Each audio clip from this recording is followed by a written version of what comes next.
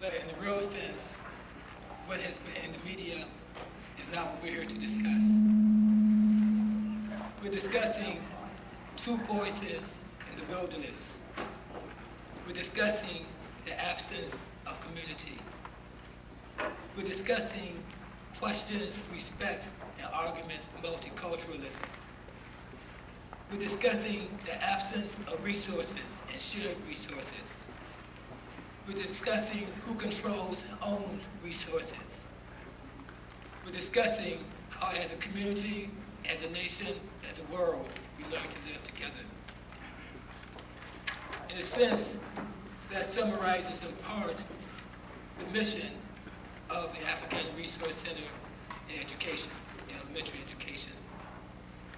Today, of course, I won't introduce the guest speaker because he will be introduced. I just reflect that the first time he came to Medgar Evers was when we had a new Shabazz Center. And he spoke at a function sponsored by the Christian Club on liberation theology in South Africa. Ironically, so many people saw it sponsored by the Christian Club that only Christians came. Truth comes in many ways and many capacities. Our opening remarks will be given by the president of the college, Dr. Edison O. Jackson.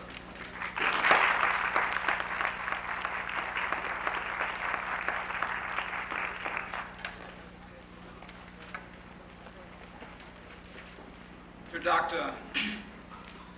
Kelly, Master of Ceremonies, to Dr. Florence Tager, Dr. Phoenix, and our keynote speaker, distinguished educator and lecturer, Dr. Cornell West. And to those of you who are assembled here this evening, it is indeed our pleasure to say to you that we are happy to have you here at Medgar Evers College.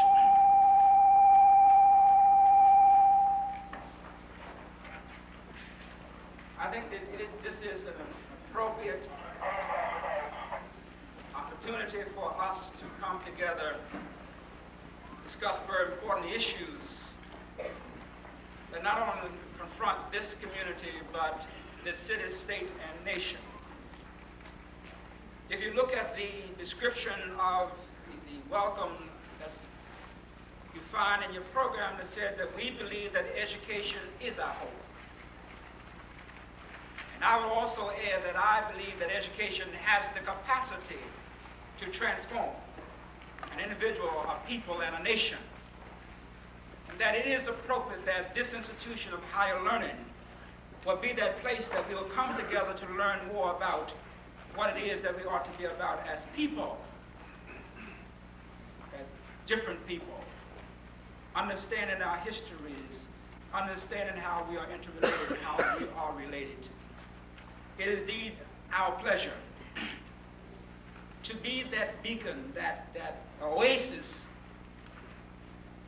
in the midst of conflict, in the midst of dissension, in the midst of a need to bring resolution to long-standing issues and concerns that have plagued this community, this city, state, and nation.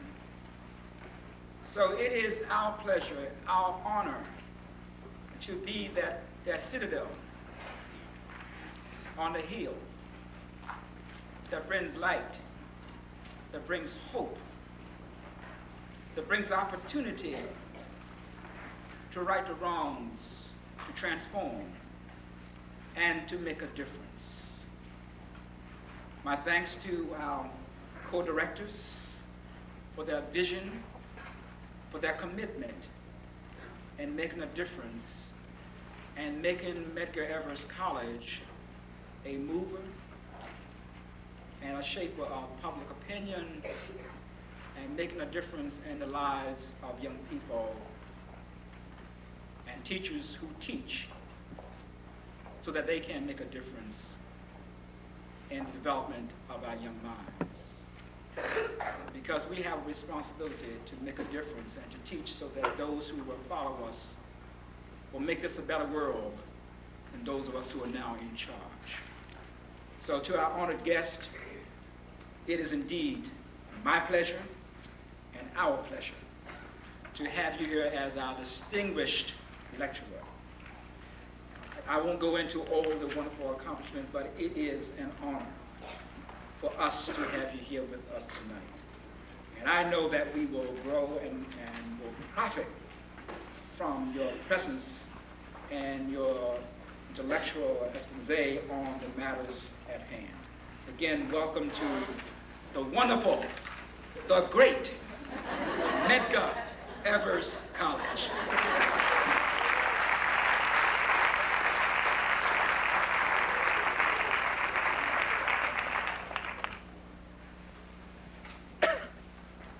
You know, all moderators adopt their own themes. That's why you choose one who has a sore throat. There are two voices in the wilderness, in terms of the wilderness of education at MEC College. Two people who came together to create something which would move the public school teachers to having a greater understanding of African people worldwide and why public school systems should deal with them. One of those people, one of the co-directors and also the deputy chair of the education department, is Florence Tager. I thought I would just give a little bit about our beginnings here. And I wanted to introduce myself and Dr. Phoenix because in some ways the Building Bridges program represents the culmination of a long 20-year friendship begun when we first came to the college in 1973. A friendship between myself, a Jewish woman, and Dr. Phoenix, an African-American woman. A friendship that we define by our engagement in struggle around daycare, open admissions, free tuition, union issues, and the creation of the African Resource Center for Elementary Schools. Some of these were successful. As you know, tuition was not one of our successful struggles. We feel that the friendship is a metaphor for what we feel must happen and is happening in and around the city and the country. A metaphor for building bridges. One way we feel blacks and Jews must begin to build bridges is through education. And I think that the program is concerned with how we educate the young, the next generation, to go forth and to change the kinds of relationships that groups have with each other. I think there's an exhibit that I would like you to take a look at when you go out into the lobby that attempts to show the curriculum materials that are available to design particular curriculums in the curricula in the elementary schools. And I want to say that what I think that we decided to start this program tonight was in response to the increasing tensions in the Crown Heights community.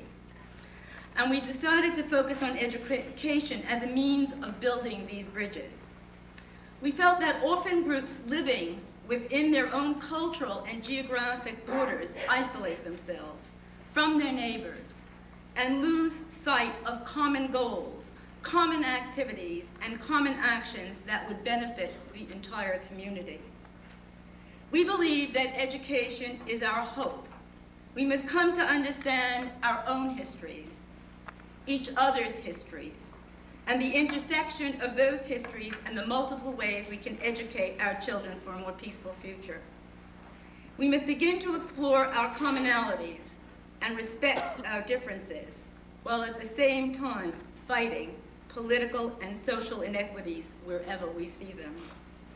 Racism and anti-Semitism destroy, and we believe it is important that schools educate to eradicate the hate and ignorance that will destroy us all. And I think that, I also want to say it is to this end that we dedicate the program to Yankel Rosenbaum and Gavin Cato. Perhaps their death will inspire us to a new tomorrow.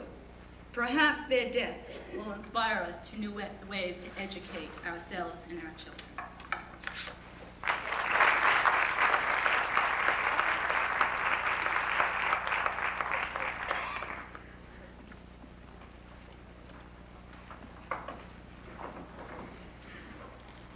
The other half of this team will introduce our guest speaker, Charlotte Thomas Phoenix.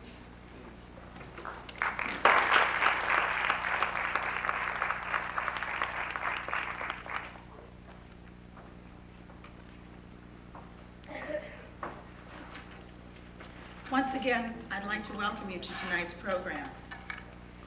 We decided about a year ago to try to put this together, and one of the important factors in the success of the evening was the selection of the right speaker or panel of speakers. We were particularly proud, honored, and absolutely delighted to get the response that we did. And the three people that we asked all, without hesitation, just said yes.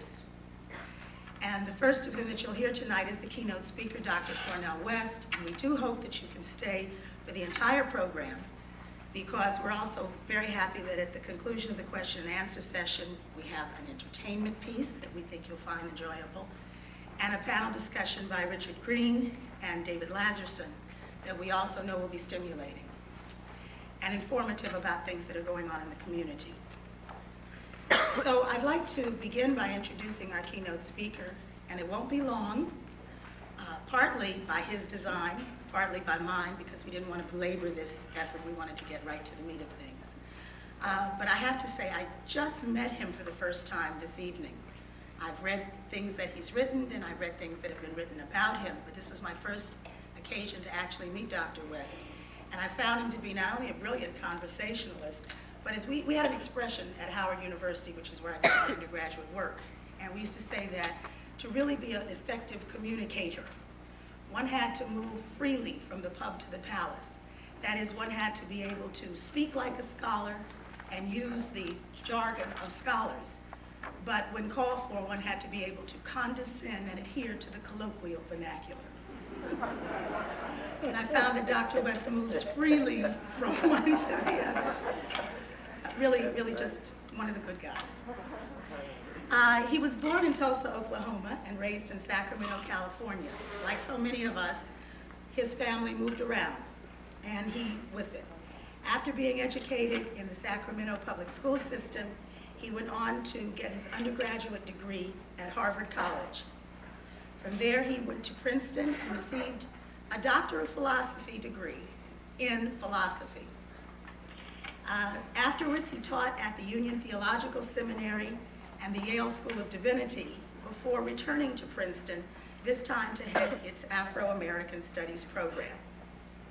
He has written extensively. He has, to his credit to date, 5 books, numerous journal articles, and commentaries for such prestigious newspapers as the Los Angeles Times and the New York Times. His most recent book, which is available now, he's co-authored with Bell Hooks, and it's called Breaking Bread.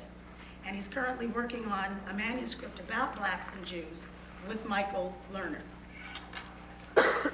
To show how varied his audience is, he's been quoted in a variety of diverse sources that span newspapers such as the Los Angeles Times and the New York Times, also the Amsterdam News, and Tiku magazine.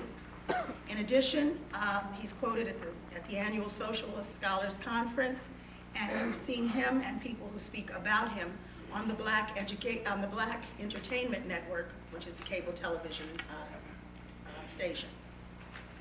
He's a celebrated author, scholar, and educator. And just as important to him, perhaps I'm sure, based on our conversation, even more important to him, he's the husband of a beautiful Ethiopian woman, Eleni, who is the mother of his son, Clifton. And he enjoys being a husband and a dad, best of all. He's an avid reader of European and American history, And it was through his extensive reading of history that he originally became interested in how different cultures have similar paths and how their paths cross, because none of us ever exist in isolation. We are a world culture, and the world is getting a lot smaller, and if we're to survive, we must learn to get along. And without further ado, I'd like to bring on Dr. Cornell West.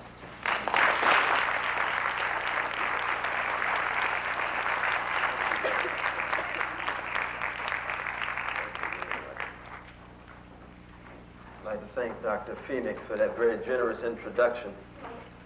I'd like to thank Dr. Tager for first asking me to come. It must be now 9 months ago or so. And I'm so very happy to have the chance to meet your dynamic president, President Edison O. Jackson. I appreciate that. Oh, brother. I appreciate it. I'd like to thank each and every one of you for coming out this evening, and I do look forward to our conversation.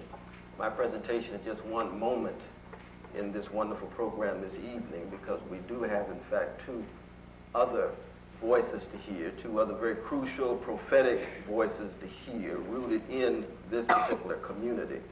And we also have a wonderful rap group, I'm told, building on that new genre created by his brothers and sisters in the Bronx and other boroughs that has made such a contribution to the consciousness of young people today.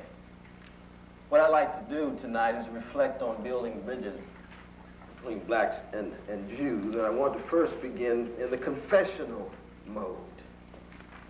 That is to say that I come before you tonight not as an isolated individual, but rather as a child, as a product, and as a proud participant in the black freedom struggle.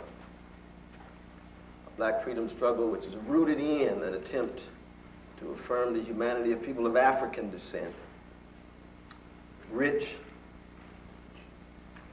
in its variety, courageous in those who gave their blood, sweat, and tears, and yet at the same time open enough, given its moral foundation, given its ethical character, open enough to embrace all persons of goodwill who have reached a conclusion that there's simply too much social misery in the world, and that much of that social misery is alterable, is changeable, is unnecessary. Fundamental premise. Or another way of putting it is that the condition of truth is to allow suffering to speak. And I begin this dialogue between people of African descent on the one hand and Jews in the New World on the other, in this case Jews in the United States on the other, by forcing us to focus on an issue that's bigger than both of us.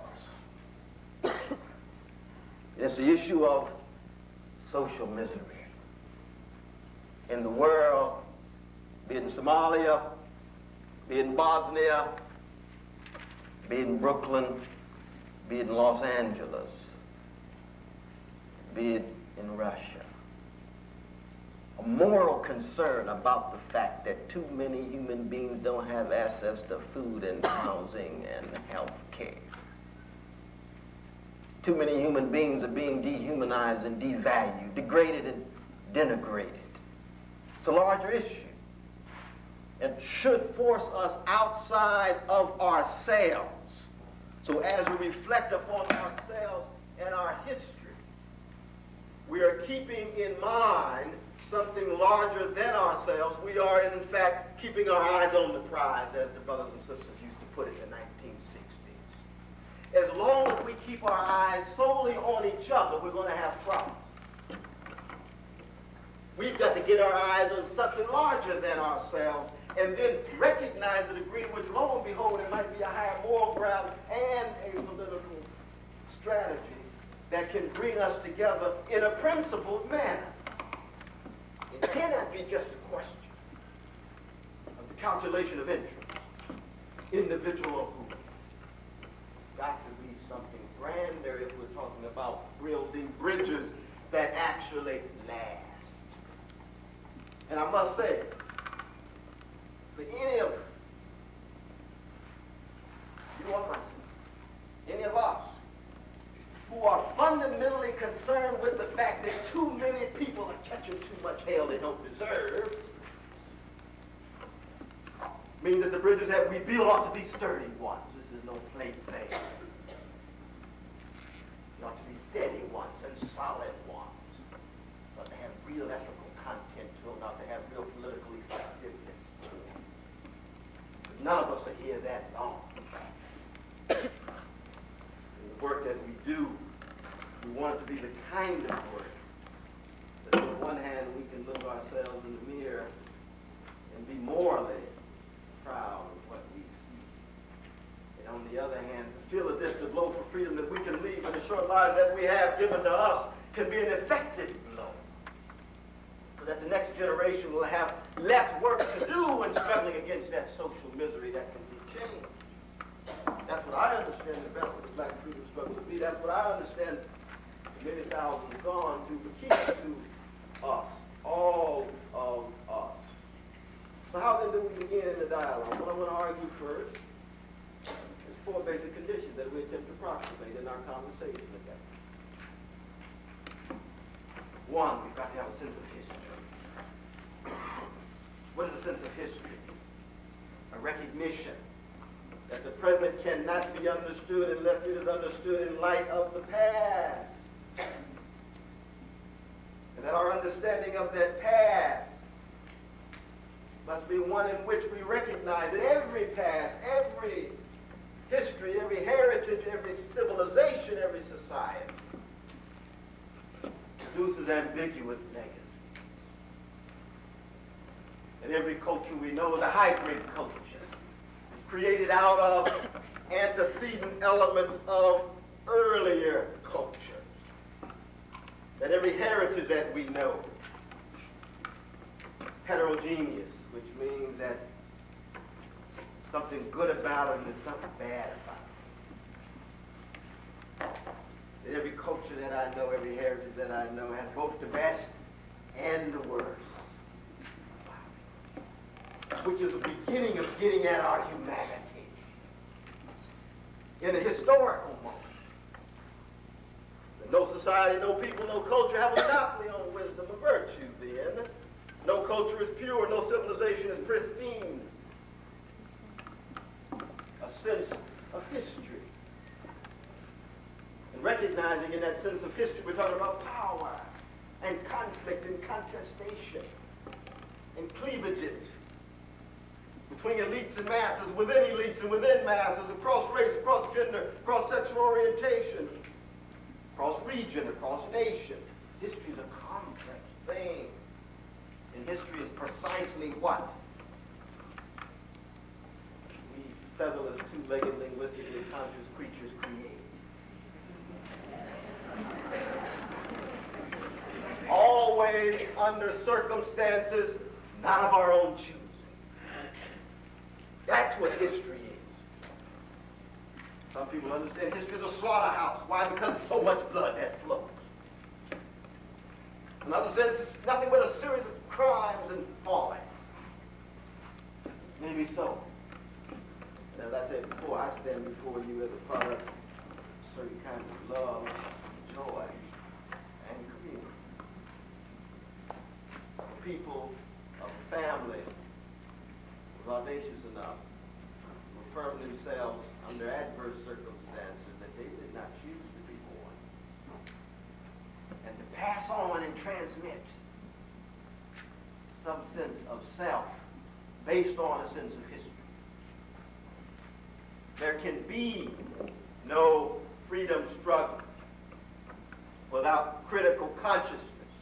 There can be no critical consciousness of any substance without historical consciousness, and hence the centrality of the sense of history. So the first condition is the sense of history. But let's look briefly at the sense of history of people of African descent and Jews in the New World.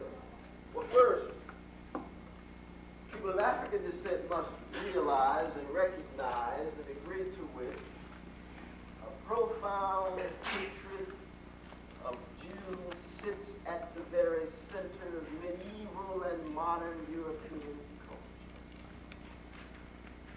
fundamental starting point for the dialogue.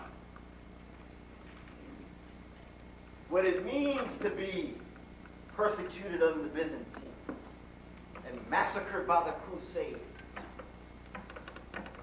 What it means to be expelled, full-scale expulsions in England in 1290, France in 1306, be run out of neighborhoods with the Black Plague in 1347 and 8 and 9, to be expelled out of Frankfurt in 1614 and 15, and Vienna in 1607.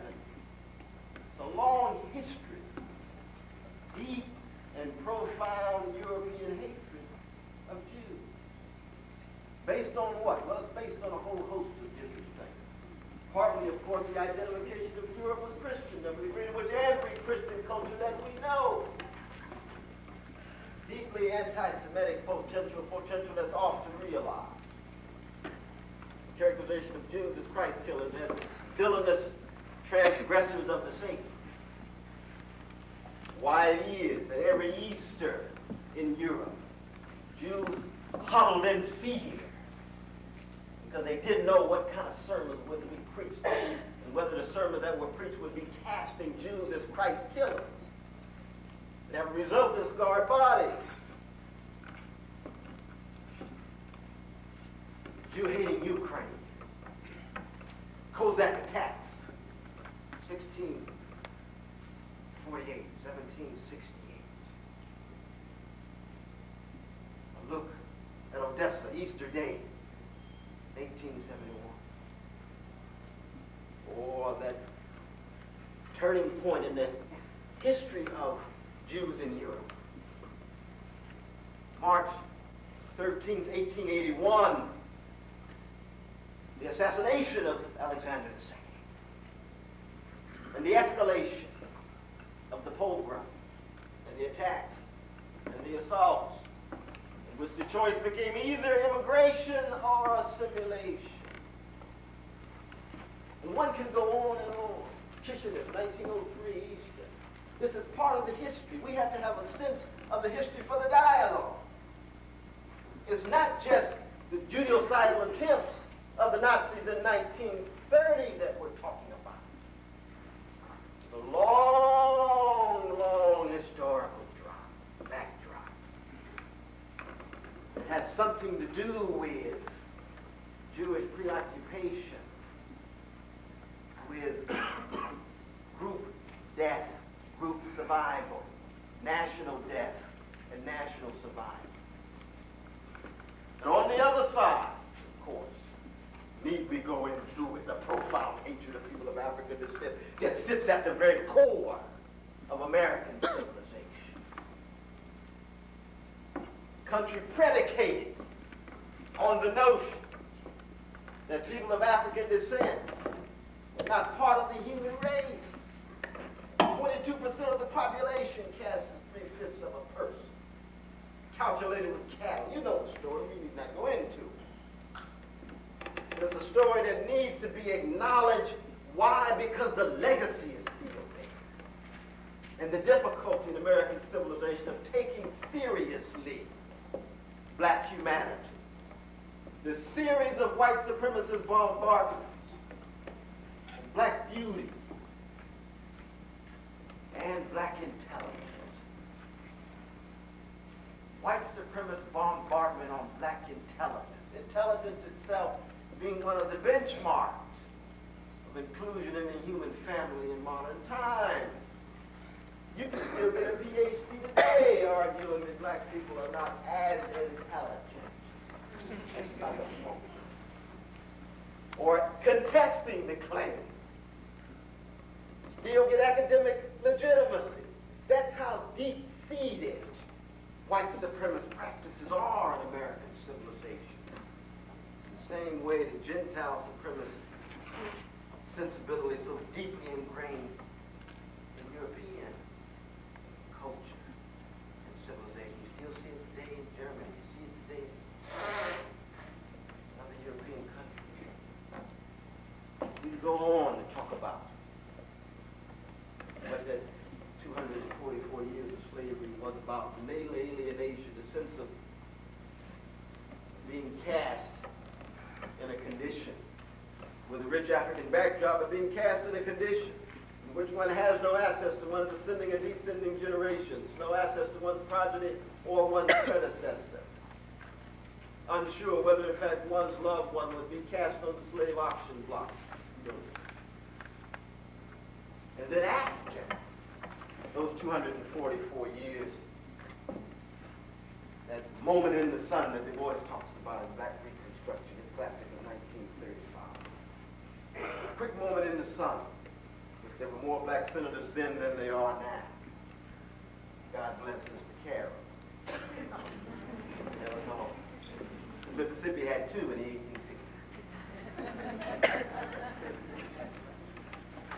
It's called regression. It's called pushback.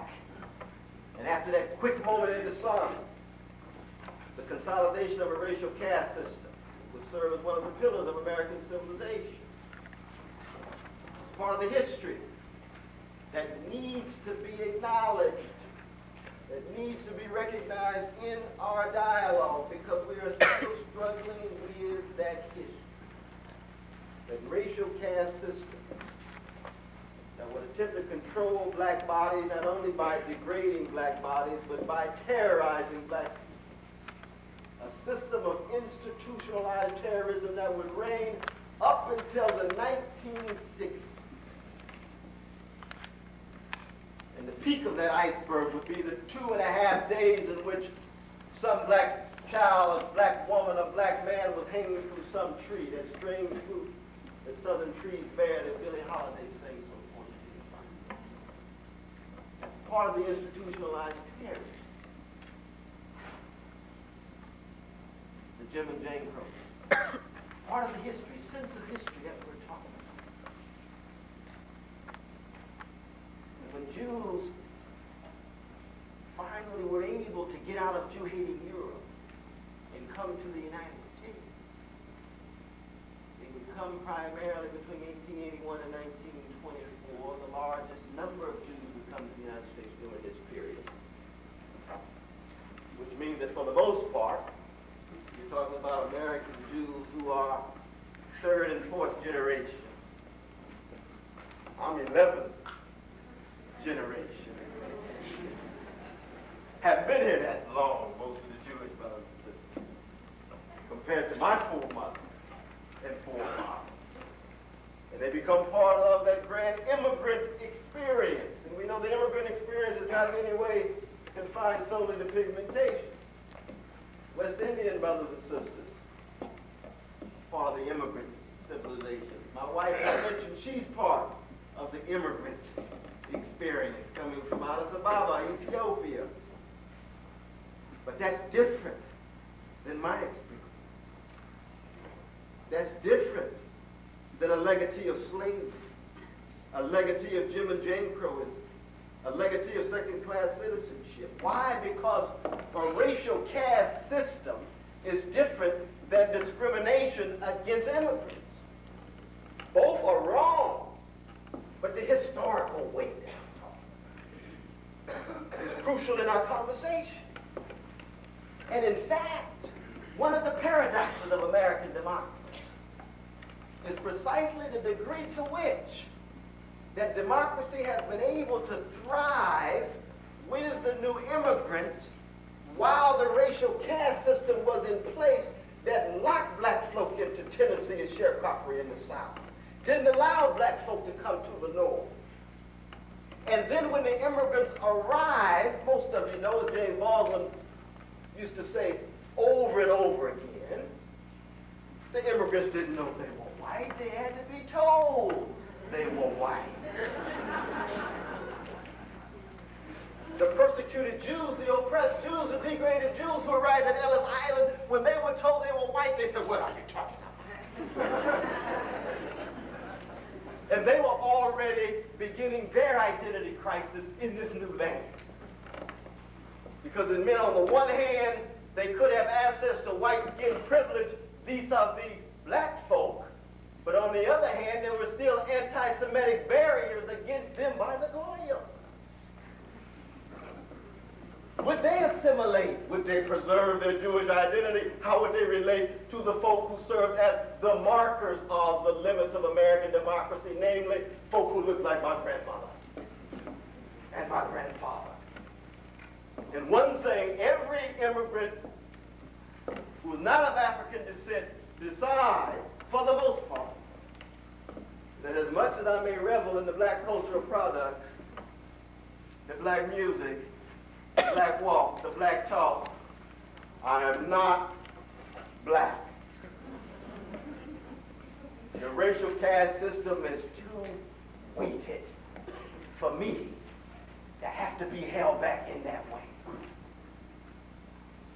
And most immigrants reach a conclusion, like most Americans, oh, how tragic it is that these black folk been held back this way.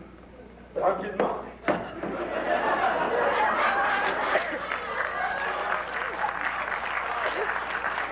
I came to America again. I'm having to step on some of these brothers and sisters, but I'm getting mine. I'm being facetious, you get the point. It's part of our history. And what happened between 1945 and 1974 will fundamentally transform how, in fact, blacks and Jews think of each other. Because one of the distinctive features of the Jewish immigrants is that they, more so than other immigrants, would manifest a moral concern and sensitivity in their own way, imperfect yet. But they would manifest a moral concern and sensitivity to black folk, more so than the others. Abraham Kahan, Jewish Daily Forward, would say, pogrom in Atlanta. He's talking about lynching of black folk in Atlanta, using the same language. And of course, so many of those Jewish immigrants brought that left-wing tradition with them. Socialists, later on communists, and they brought the best of the Judaic tradition. Do justly, love mercifully, walk humbly with thy God, let justice roll down like waters and righteousness like a mighty stream. That's Amos, that's Hosea. Justice, righteousness, mercy at the center. You are underdog. Remember when you were slaves in Egypt. That ought to be an integral part of your consciousness. They had to come to terms with that. And they look at America and say, Lord, behold, these folk have actually been slaves.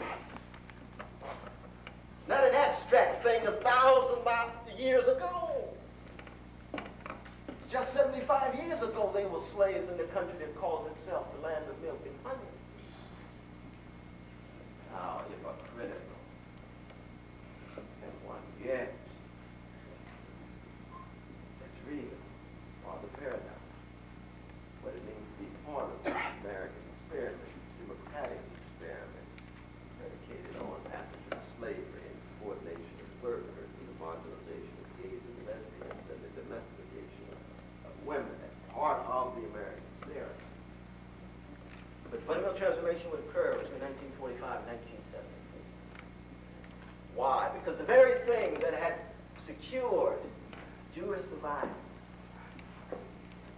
autonomous institution of learning, rabbinical commentary, business zeal, because they were forced into the urban occupations because the anti-Semitic barriers in Europe did not allow them to differentiate themselves occupationally speaking.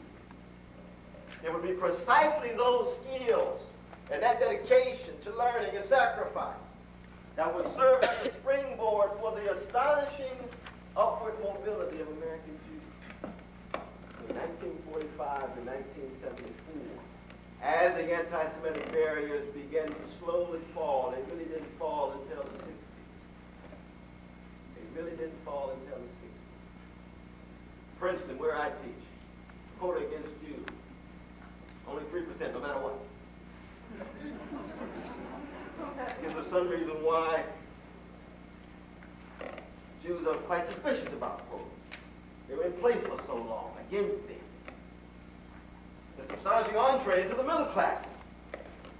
based on this deep devotion to learning, skill acquisition, and so forth. And yet at the same time, Black America, given the world historical process of the decolonization of the Third World, which was a whirlwind that affected Black folk in this country. King looks to India. Malcolm looked to Ghana. Ephraim and Fraser looked to Ghana. Du Bois went to Ghana, died in Ghana. The international linkages that come together in such a way that it breaks the back finally of an apartheid-like rule of law in the South.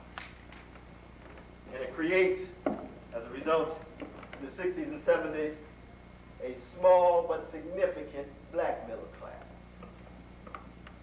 But at the same time, the American economy is restructured. It restructures by two major strategies. It deindustrializes and it deregulates. And the only foothold that Black folk were able to gain beside the professional class was in the industrial order. But deindustrialization means that industries moved, and Black folk experienced social slippage. Black workers experienced downward mobility. And the deregulation means the unleashing of market forces. It means that the well-to-do do very well. And the major market force that unleashes the Black community was the buying and selling of drugs and women's bodies. That was qualitatively transformed Black community. Qualitatively, we can talk about the nature of that buying and selling of drugs in Black America. So what do you have? Well, on the one hand, on the Jewish side, you have a group who has an underdog mentality, but now finds itself middle dog, upper middle dog, and some top dog. Which just complicates the identity crisis.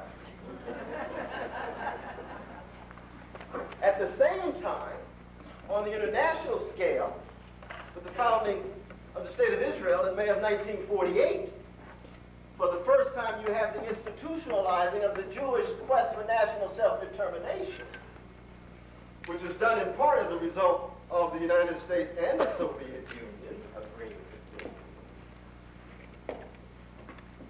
do. Israel finding itself under potential attack from hostile Arab nations, and yet at the same time aligning itself with the top dog in the latter part of the 20th century called United States of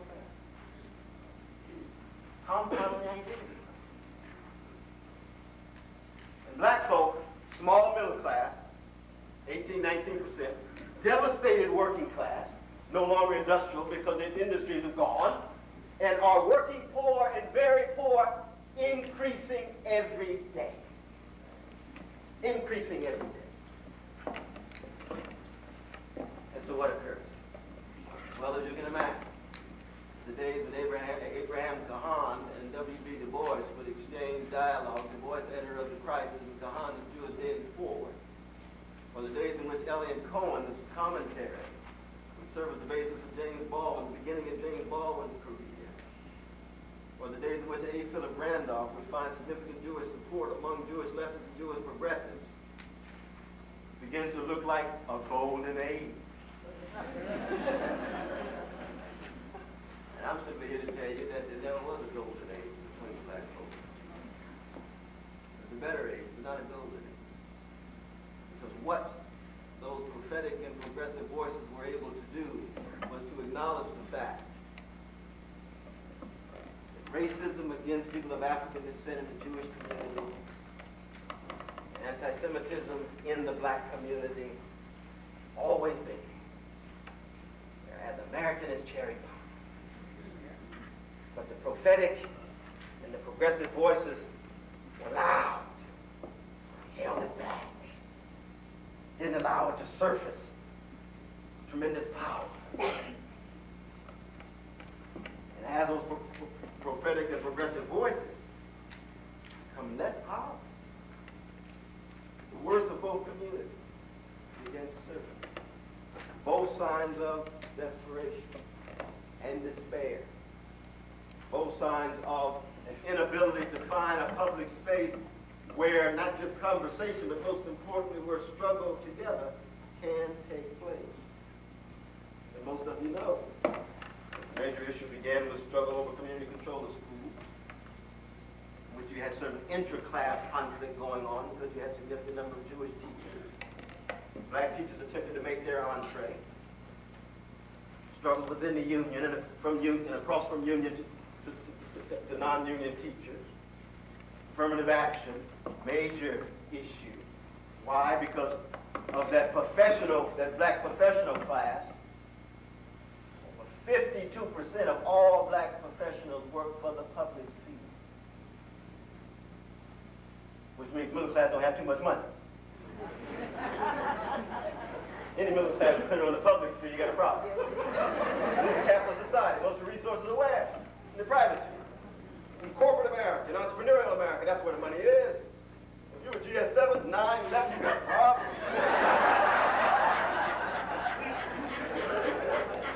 That remains to this day. That's why East Franklin Fraser said we don't have a black bourgeoisie, we have a black lumpen bourgeoisie. No wealth. Some income, still depending on the weekly check, of course. But what that means is the policy of affirmative action then means a lot. Because one of the ways in which you can not only secure your foothold, you can also generate possibilities of promotion under government regulation. And the EEOC means a lot. Because without that regulation, given the history of the United States, more than likely it's going to fall back into racist discrimination. And it comes to the question of either affirmative action or racist discrimination. Because it would be nice if we could just choose on merit.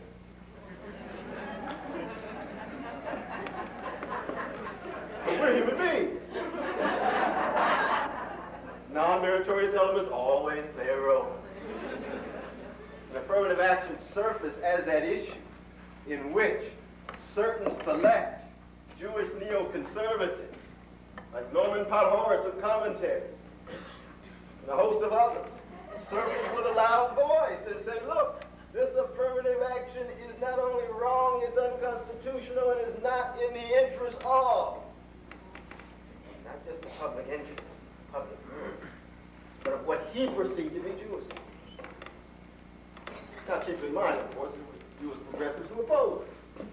Thomas Nagel and a host of others argued against it. But it was the visibility of those Jewish voices that began to raise levels of suspicion or even reinforce levels of suspicion. And the same was the case in terms of the shift in elites in 1977 in the state of Israel. The Labor government to the coup. Mr. Begin and later Mr. Shamir. And the fact that black people as underdog in America keeps track of underdog in other situations. They looked at the West Bank, looked at Gaza, and said, wait a minute. The state of Israel begins to look something like America. Hypocritical here.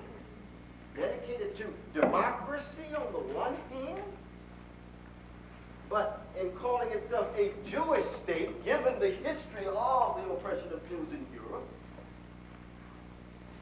trotting that out as a justification for the occupation of these particular persons, these Palestinians. What's going on? And then began the focus on Israel and its policies, the various critiques, the various talks and relations with South Africa, and on and on and on. There began a deeper fissure and gap and hiatus and lacuna between those persons in the black community who began to reach the conclusion that in fact, not only was there no longer any possibility of principal alliance, but begin to cast Jewish power itself as one cause among others of black subordination. And that's in part what the rhetoric of Louis Farrakhan and Linda Jeffries is about. The excessive targeting of Jewish power as a cause of black subordination. And the fissure is even deeper. Talk about conspiracy, Jewish conspiracy, the benchmark of anti-Semitic ideology. International Jew by Henry Ford, who received the Adolf Hitler Medal of 1938, being sold openly. Protocol of the Elders, written by Russian provocateurs and policemen in an anti-Semitic Russia, being sold in the bookstores as if this was the truth. Excessive targeting of Jewish power as now cause of black subordination. And black folk coming back and saying, well, let us tell a story about Jewish brothers. The paternalism during the so-called better age, believing that they had some special access to the vision rather than black leaders providing the vision and the leadership. All of the memories that were there but were ugly began to come to the surface. And in many ways, that's where we are now. That's where we are now. As you notice, I've only got to my first condition, and it's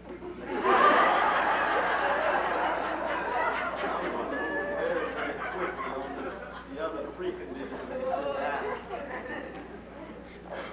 But it's very important. That sense of history goes hand in hand with the sense of morality. That sense of morality has to do with an empathetic imagination. By empathetic imagination, I mean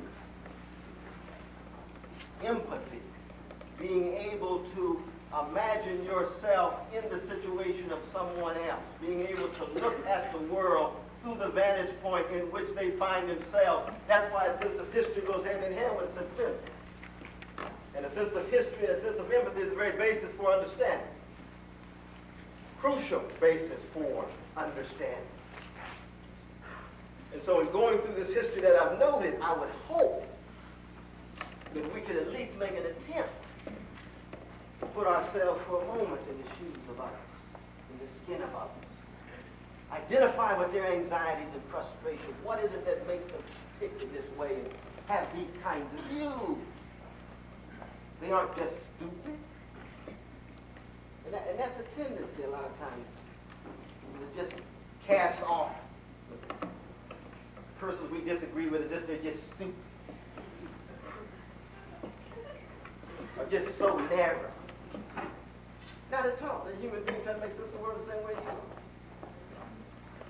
Just make sense of a very different kind, in a way that you may disagree, a way that might deserve serious criticism. But that sense of empathy. Third is the need for self-criticism. And this is so very important. The fact that we must point out human hypocrisy wherever it is, including within ourselves. Brothers need to do this in relation to patriarchy. We run around talking about freedom, freedom, freedom. Support patriarchy when you subordinate women. You're not allowing yourself to be open for self-criticism, then your critique loses its moral credibility. Fundamental challenge. Fundamental challenge. Nothing ought to block the road to inquiry and conversation. But if you want to be part of that road, if you want to be a traveler on that road, then you have to be willing to put your relative ignorance and your naked power under the spotlight. And if you're not willing for that, then you're not ready for conversation. You want name calling, finger pointing. You don't want dialogue. So it's got to be critical dialogue. And advice, not just on others. Advice on oneself. Advice on oneself. People often talk about the unexamined life is not worth living, but what they don't say is that the examined life is painful. We're vulnerable. Have to take a risk.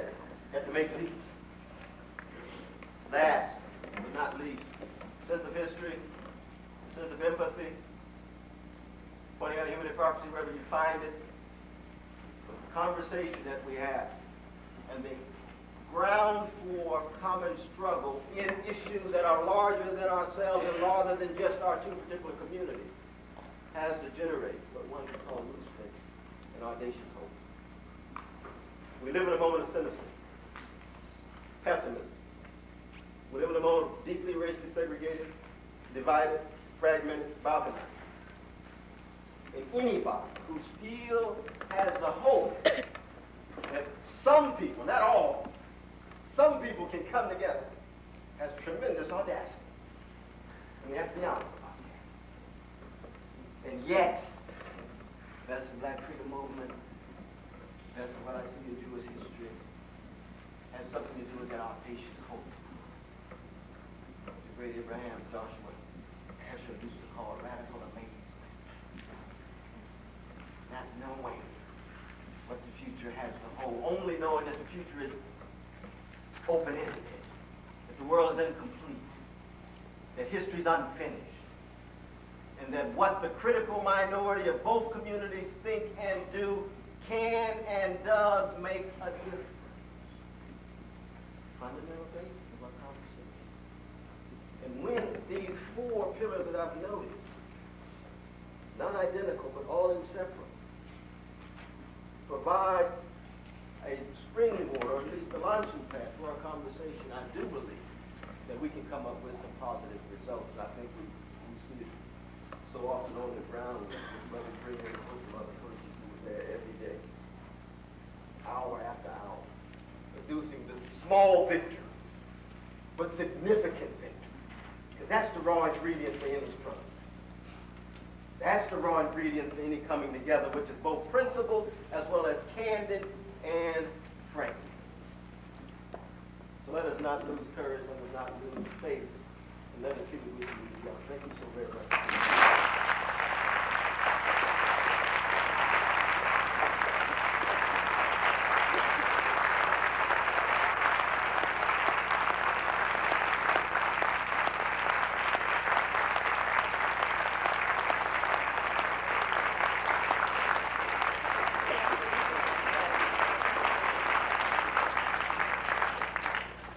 Thank you, Cornell. We will have some questions. I would ask you to hold the questions to a short statement, no more than 2 minutes, if you are making a statement. Just a comment before we do. I couldn't help but think of literature on the survival of the Holocaust, how it's so similar to African American literature, and understanding that we can never forget. None of us can never forget. All of us are still victims of our own Holocaust. In terms of that, it means that we hear the voice of the prize-winning book Mouse as a voice of Sister Soldier, because it's the same understanding we can never forget. We should never forget that African Americans and Jewish Americans are conservative on issues except for those that affect them. We should never forget that. We should never forget that this historical moment is a rise of racism, the rise of anti-Semitism and fascism across the world and in the United States. We should never forget that. We should never forget that the old terms of racism and anti-Semitism no longer have any meaning to anyone but us.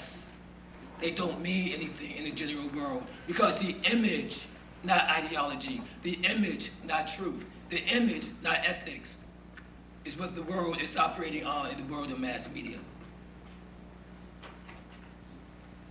We will go on and after 20 minutes to have a discussion on Crown Heights. But if you have questions, please go to the mic.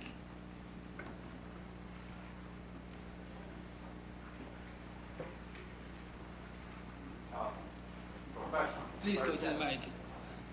Please go to the mic and line up this way. I can keep order. Professor West, you're talking about a heterogeneous mix of people coming together, right? Don't people develop and grow, communities grow apart from the mainstream? So wouldn't it be best for us to stay together, grow together, before we can assimilate in the mainstream? Wouldn't that be the best thing to do? Well, it's a good question, though, because I think part of the problem is that history doesn't move in that linear fashion. That on the one hand, on the economic front, there's already integration because you've got a corporate America where people have to work in order to survive. That's when you're going to have racially mixed workplaces because that's the only way in which the economy can function. At the same time, we know that that racially mixed economy goes hand in hand with racially segregated spaces. Chocolate cities, vanilla suburbs, short plainwood. That has a history. Federal housing policy, redlining of banks, a host of other things. So you've got, for the most part, segregated spaces, integrated economy. And yet, when we look at mass culture, what do we see? Heterogeneity everywhere. Heterogeneity everywhere. Partly because mass culture itself is disproportionately shaped by Afro-American culture. And the Afro-Americanization of young people is one in which white youth themselves consider themselves as consumers of black product. We saw that, 2 days ago with Ice Cube, #1, debut. I mean, his debut with this new album, #1 on pop, #1 on rhythm and blues. And you know black folks now buy that many CDs. #1 on film. So you've got different spheres working in different ways. You see the point I'm trying to make? It's not just a matter that they'll say, okay, we all come together because you've got these different levels and dimensions there. Yes, it's true, come together residentially because we are together residentially. Come together politically? Well, of course, when it comes to, for example, black people's objects of white supremacist abuse that affect every black person, from Clarence Thomas to very, very poor brothers and sisters. They all can be subject to white supremacist abuse. No matter how right-wing Clarence is, he can still get upset here by police.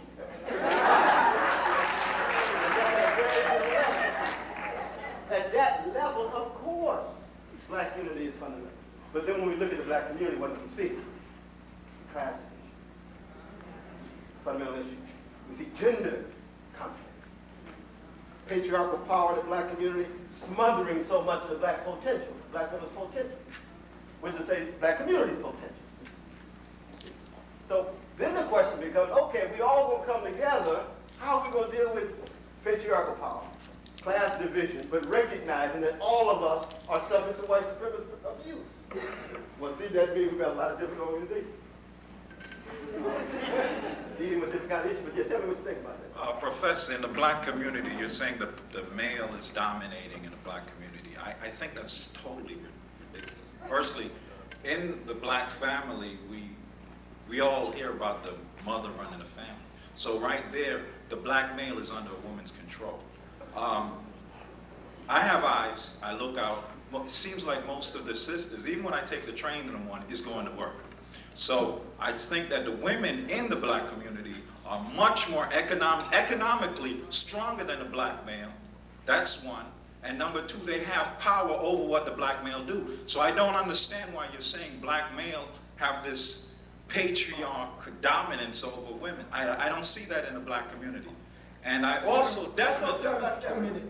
Let's go step by step, brother. Yes, continue.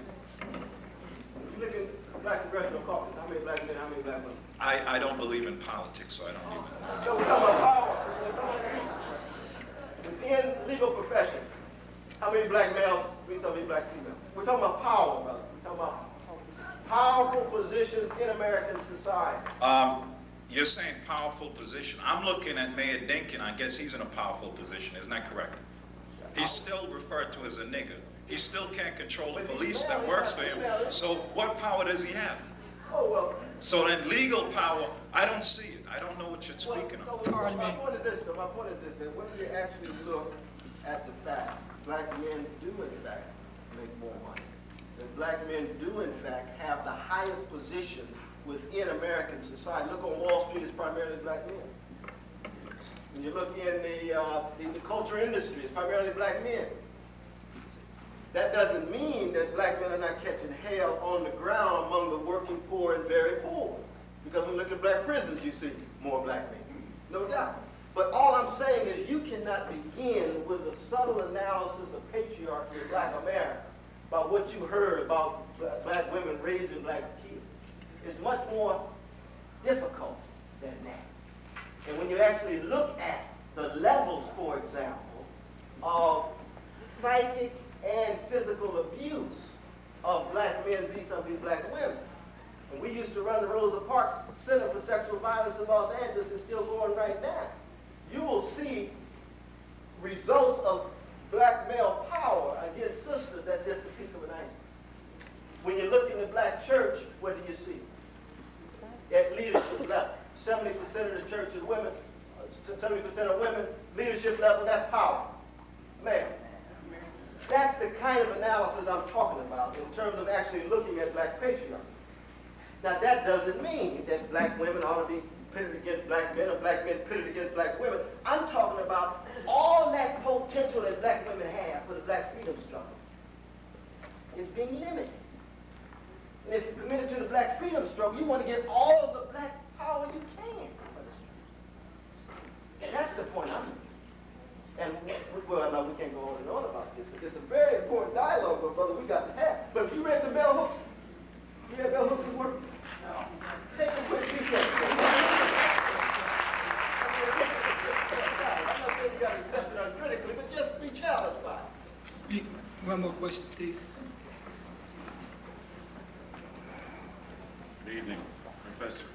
How you doing? First of all, I would like to say the reason that we're here is because we never got what we asked for, which is equal justice under law. And I would like to know, as far as your opinion is concerned, what do you think is going to make us get equal justice under law? By reasoning over 300 and something years of slavery, or by a force of arms?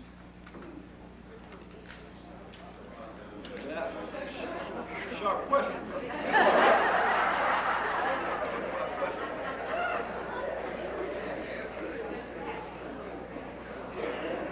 You're absolutely right. That the reason we're here, it's not just, I don't think, we didn't get equality before the law, but black people wanted land. For most of our time here, we've been peasants. We're rural folk. We're new to the city. Every peasant around the world wants land to be self-sufficient. The first question that black people asked when slavery was shattered with the help of black soldiers was land. That's why they tried to make Oklahoma, my state, an all-black state. And they failed. It was the beginning of the Chief Sam movement that became an inspiration for Garvey's movement. Chief Sam took Oklahoma, black Oklahomans to Africa. The great Marcus Garvey never got there. It was inspiration because he wanted land. And that's why black people are always the people on the move, because it's been migration and later immigration, because we want land. That's why our nationalism is a landless nationalism, which means it can't be taken seriously in the world of power. Just symbolic. I'm a black nationalist, Where's your land at? Well, I ain't got no land. What kind of nationalism you talking about? It's in my mind. Okay, it's in your mind. But that's a crucial aspiration of people of African descent. That's why there'll always be black nationalism around. So we wanted land. We didn't get our land. So it wasn't just equality for the laws. Now, given the fact that we didn't get our land, and given the fact that most of us are no longer peasants, because the modernization of agriculture pushed us into the cities in the 1950s, what do? Is it reasoning or is it force? Well, I would argue there's a number of different options. You start from the extreme. There's always self-defense, violent or non-violent. no matter what. There are various channels that are available, given a particular state of American democratic procedures at that particular level that you use. We talk about elected officials, we can talk about entree into the economy, we can talk about expanding our business class, talk about expanding our entrepreneurial class, gaining niches in the corporate America. Those are other options. That's just not reasoning, though. That's power and struggle. This is not argument being put forward. Opening possibilities for education, and so forth. I mean, we know MEC sits here today precisely because of that struggle. Or there's a more radical option, which I would argue in the long run is the only option if there's going to be freedom for all black folk. And I must acknowledge my analysis puts a premium on the plight of what the Bible calls the least of these, but what we would call those who are catching the most hell. And for those brothers and sisters, the only way that they would be able to live a life in which they've had access to food and decent housing and health care and child care is when there is a redistribution of wealth in America. That it is impossible in my mind to justify 1% of the population owning 32% of the wealth, or 10% owning 86% of the wealth, or 45% of the population owning 2% of the wealth. And that has much to do with the levels of social misery and poverty among black folk, but that includes poor folk across the board. That includes poor white brothers and sisters in Appalachia. It includes poor Latinos and Latinas in East LA. And the question then becomes, well, how do you raise the issue of redistribution of wealth? $64,000 question. First, you have to talk about it. You have to try to convince a person that, in fact, who they're struggling against ought to be those who do have a disproportionate amount of wealth. And when we actually look at that particular analysis, we discover that it has very little to do with the kind of ethnic clashes and racial clashes that have been talked about in the last 50 years or so. And it cuts much deeper than that. And that when one raises that kind of question, as we know in the African continent itself, we've seen elites regiment and repress their populations under the aegis of an ideology that would bring them all together. Once you reach that point, then I think we're talking about black people finally getting what we wanted from the very beginning in the middle part of the 19th century. Did I begin to get at your question? All right. I'm sorry, This question. sir. I'm sorry. We need to advance. Oh, we got it. the Okay. program. We can talk later, though. Okay, I just wanted to make a statement, not a Sir, question. I'm sorry. No problem. It's no We problem. need to advance the program. Thank you. Could we?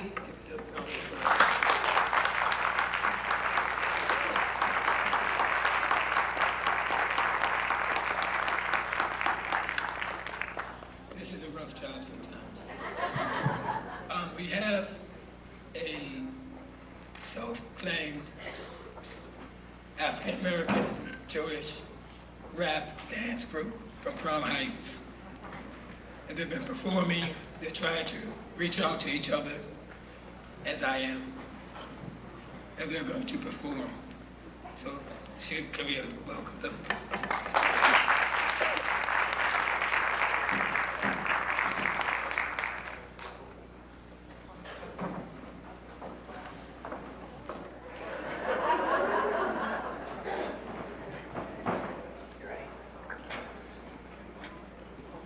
Said yo.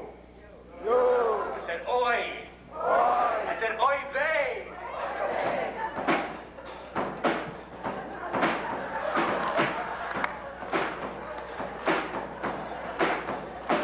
Well, I know it's been said by a million times before, but change don't come easy, so you got to know the score. You're looking for a friend, a lifelong brother. You can't judge a book by looking at the cover.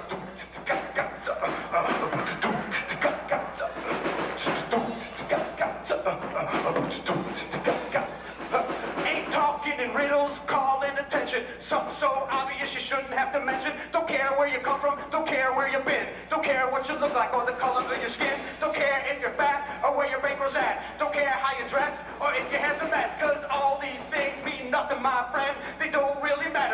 get to the end in the final analysis. They all cause paralysis.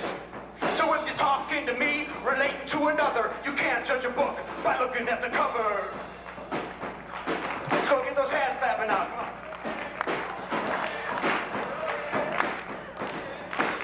And they said it couldn't be done. This is from Crown Heights. You know what I'm talking about? Some politicians' fingers are itching, keep on wishing that our brains went fishing, add fuel to the fire, increase the rage, only want their pictures on the front page. Every issue is the color of our tissue, outright crazy. Got to know, it takes a whole spectrum to make a rainbow. The stereotype is inferior or hype. It smacks on the label and puts you in a box. Since you're not able, then it closes the lock. Don't matter if you're black, white, yellow, red, or purple. Everyone you meet is an individual. Okay, what I need y'all to do now is take your thumb, just put it against your chest, and say the word be. Let's try it. Working together is the way to be. Beautiful. Now take your fingers to the side, say the word re. Re. It goes, that's how we'll survive through histo. Beautiful. So do the mitzvahs, because it's lots of fun. Everybody put the thumbs up. Then peace will reign and the world will be one. Let's try it. Ready? What's a mitzvah? A mitzvah, you know, it's a good deed, helping each other out, things like that. Helping an old lady cross the street? Yeah, all sorts of things like that. Let's try it. Ready? Here we go. I said working together is the way to. That's how we'll survive through histo. So do the mitzvahs, because lots of the peace will reign and the world will be beautiful. This is Menashe on the drums back there. Go TJ, go TJ, go, go, go, go TJ, go TJ, go TJ, go, go, go, go TJ. TJ gonna make you jump, jump, yeah, TJ, let's hear it for TJ. You ready, Udi? Go Udi, go Udi, go, go, go, go Udi, go Udi, go Udi, go, go, go Udi, yeah. That's it for Udi. Oh, well, me and my boys overcame the hype as we broke through each other's stereotype. We don't murder, we don't steal, we work hard to buy a meal. We don't do drugs, get our spirit slow, like to keep our brain cells alive and growing. I ain't into money and I love to play ball. It's true, my friends, well, God made us all. So as you go through life with your sisters and brothers, remember, I said you can't judge a book. Said you can't judge a book. Said you can't judge a book. Said working together is the way to. That's how we survive through histo. So do the mitzvahs, because lots of the peace will reign and the world will be one. Woo! Yeah. All right.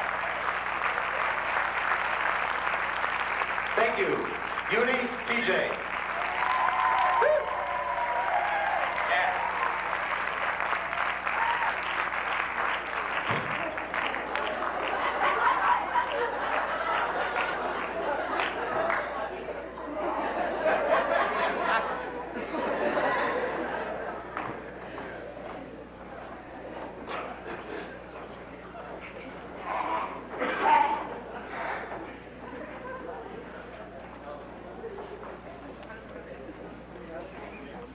Is a cure.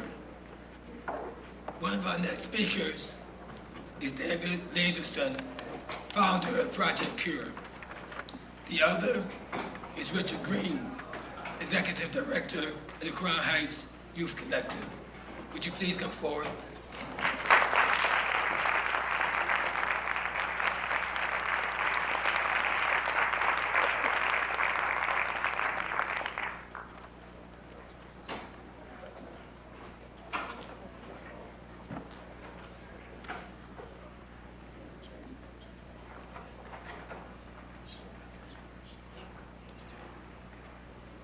Thank you, Dr. Kelly, Dr. Jackson, Dr. West, distinguished members of the group here this evening. It's an honor and pleasure to be part of this gathering. Indeed, I think the word this evening, as we all hear the news broadcast and we see the headlines, Crown Heights once again finds itself on the front pages and we follow behind. I watch the news at night, and we follow right behind Bosnia and Sarajevo, so we are up there at Crown Heights. I just recently, not long before coming here tonight, I got a call from the precinct, and the detectives said they needed me to get over there and speak to the young man, Ralph Nimmons. They had let him out the night before last, and being a homeless, he was back out in the streets. So the bias unit had to go out there and track him down this evening and bring him back to the precinct. And at that point, this young man was locked in a room and sitting there sort of paranoid, mystified with all the instant sort of celebrity status, but at the same time, very hurt. I myself didn't even realize how hurt he was, because the first night of the incident, the police department did not allow anyone to get near to him or even to see him. And even when they were moving him from room to room, they asked us to leave the room, and they moved him around because of security reasons. But this evening, I got a chance to see this young man and sit in a room with him for a minute and speak with him. And to tell you the truth, he's just very afraid. He's very worried about his life as he goes from this point on. And we were able to, at this point, secure him an attorney to go into the grand jury tomorrow morning, which he will be going before the grand jury to testify in this case. But so much about this case, I think the media has probably given you all the documented information and what have you. But there are a lot of things that are the human factors that I think are very important. I think the character of Crown Heights, the character of the things that I saw out in the streets of Crown Heights last year that bring us to this moment this evening. And I think Dr. West did a scholarly job in giving us a perspective of the things that we share in common as a people, as Africans and as Jews. I think that's so important. I think that that's emphasized in terms of our dialogue. Every time the media has spoke to me the last few days, and I've said to them, I compare what goes on in Crown Heights like a woman going through birthing. When a woman goes through labor.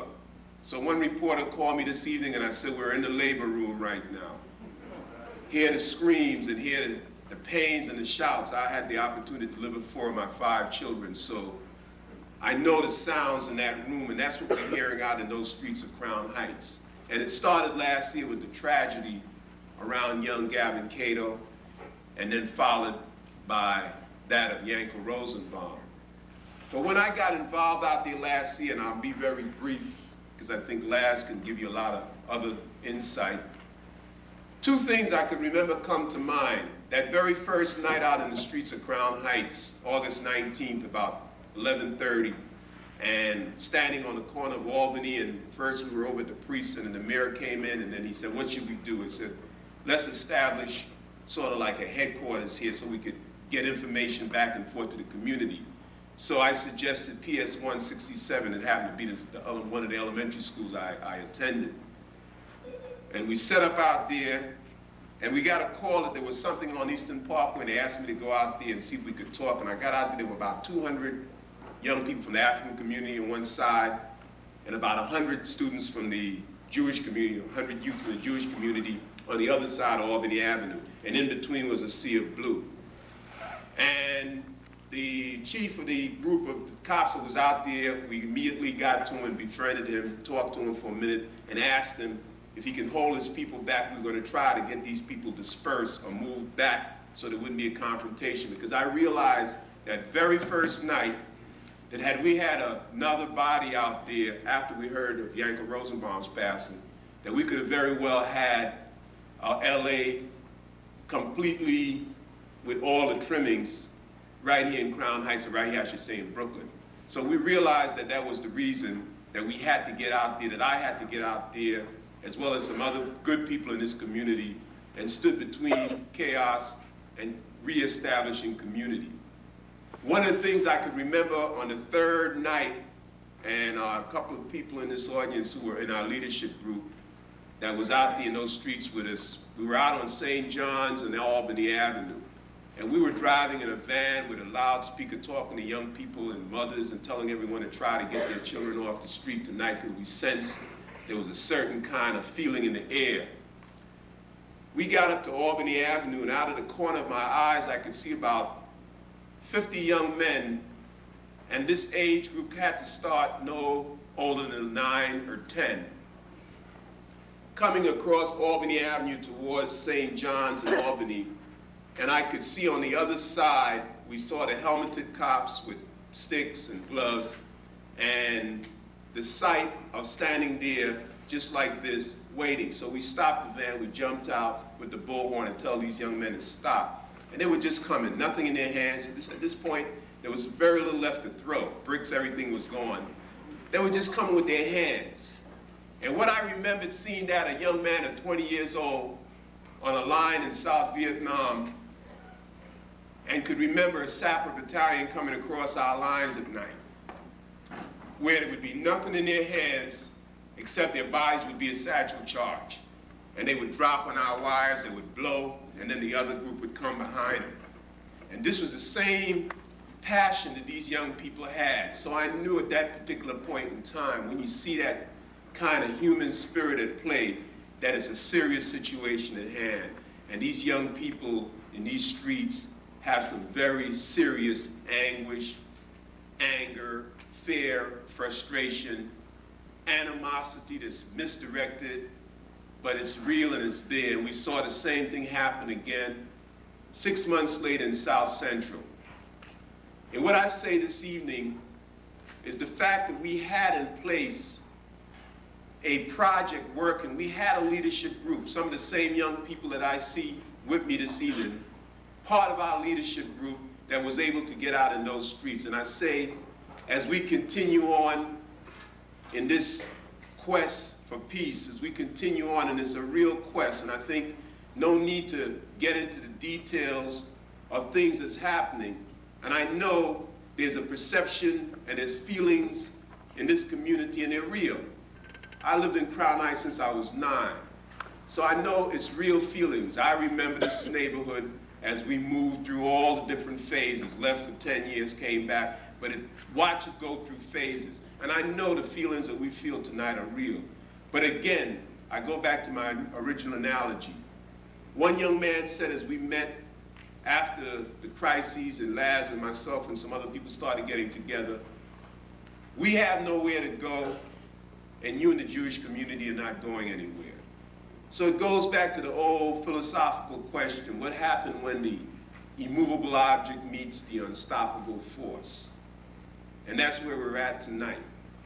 So, in essence, what we have to do is to reach out, I think, to the character and to the feelings of individuals. Laz always said to me, because we catch a lot of static in our community. On his side, he catches it.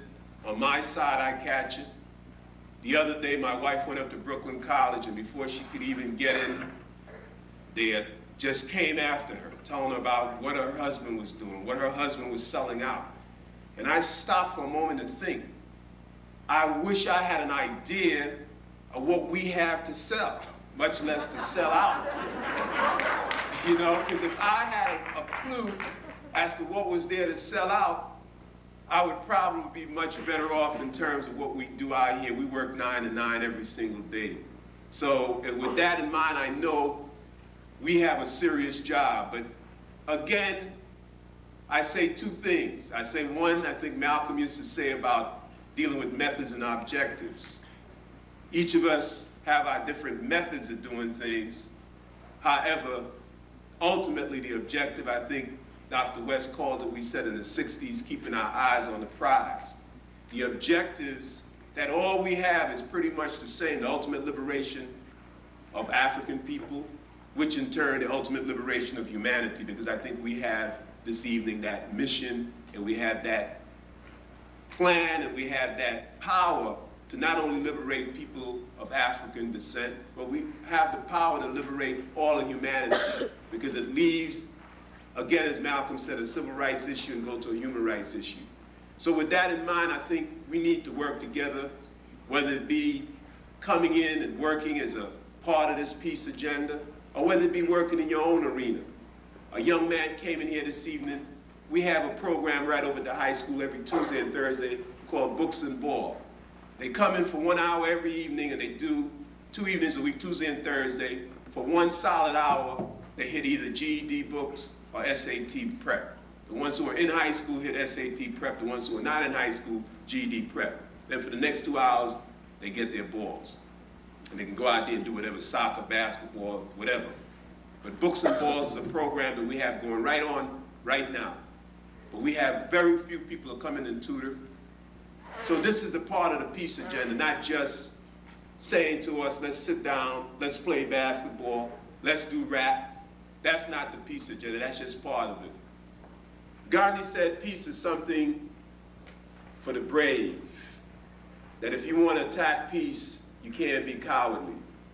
So I say that this evening, I've dedicated myself to working for a better and peaceful world, because I have 5 children of my own and 5,000 more here in Crown Heights that depend on us every day. And for them, for those babies going into the 21st century, I think we have to establish a beachhead right now, this evening, and set an example. The whole world is looking at Crown Heights this evening. Someone got back from the Bahamas yesterday and came right over to the center and said, we're reading about you in the Bahamas. Every part of the planet Earth know about us right here. The front page of the New York Times today was the mayor and Rabbi Goldstein on the cover. That tells us that we have to send a signal out, a strong signal to the rest of the planet Earth this evening, that we can make it happen right here. And if we can make it happen here in Crown Heights, I think we can make it happen anywhere in the world. This is what the world is looking for this evening. So with that in mind, I ask you all, don't necessarily get down with the youth collective, but get busy with an organization. These young people right now need us in a serious note. They need us more than ever before. And if we're going to get out here and scream loud for Ralph Nimmons, we have to also scream loud for all the other young men and women we lose. I buried a 12-year-old 1 month ago, shot in a party right here on Crown Street. Another one, 17 in Evetts Field, 19 down on Franklin. I got 3 obituaries sitting on my desk, and I leave them there because it's my memory to tell me of Malcolm used to say, the cause of being on an urgent tip right now. And I ask you all to get busy. Crown Heights is just a small manifestation of the bigger thing. As Ralph Nimmons get hit over the head, we have young men shooting right up and down Franklin Avenue now. As we speak, I can guarantee you gunshots are going on right now. That's our mission. Peace is not something for the cowardly. It's something for the brave. We got to get out there. We got to take our streets back. It's not about a black and white issue. It's not about Jews and Africans. It's about a people issue. It's about good people. We got to start talking about a truth agenda now. I've been called all the names in the book, but it comes right down to full circle. I understood that all the other folks in history that stood out there and said we have to do something was not contemporary.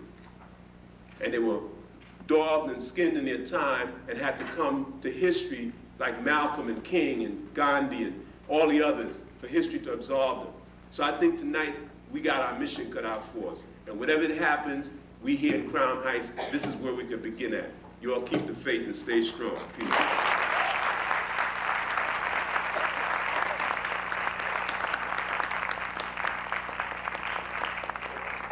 Before I introduce our last speaker, I'd like to recognize Dr. Mary Molo. Please stand. Please stand. Dorothy, please stand. Everyone, please stand.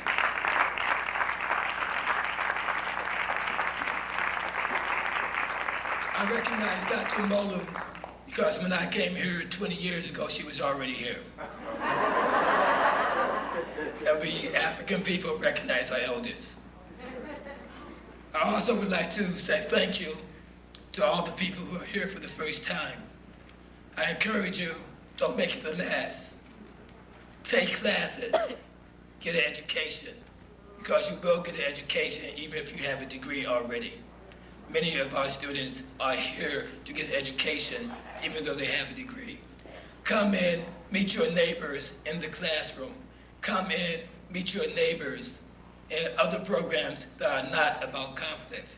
Come back on December 12th between 2 p.m. and 12 midnight and celebrate with us our African American heritage. David.